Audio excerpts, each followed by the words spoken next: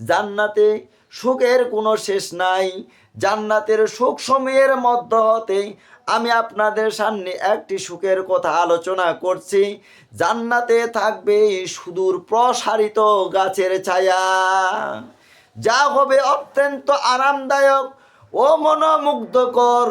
রাসূলুল্লাহ সাল্লাল্লাহু আলাইহি সাল্লাম বলেছেন, জান্নাতে এমন একটি বৃক্ষ থাকবে যার ছায়ায় একজন আরোহী 100 বছর পর্যন্ত চলতে থাকবে, তবুও শেষ হবে না।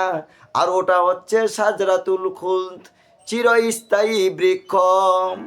আমার ভাইয়েরা ও আমার বোনেরা, আপনারা কি জান্নাতে যেতে চান এবং জান্নাতের সুখগুলো পেতে চান?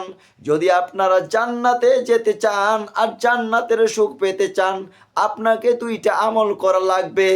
1 নাম্বার ঈমান আনা লাগবে, 2 নাম্বার সৎ কার্যাবলী সম্পাদন করা লাগবে। আমার আল্লাহ বলেন, বান্দারে তুমি ঈমান আনবে আর সৎ কার্যাবলী সম্পাদন করে আমাকে দেবে, আমি আল্লাহ তোমাকে জান্নাত দিব।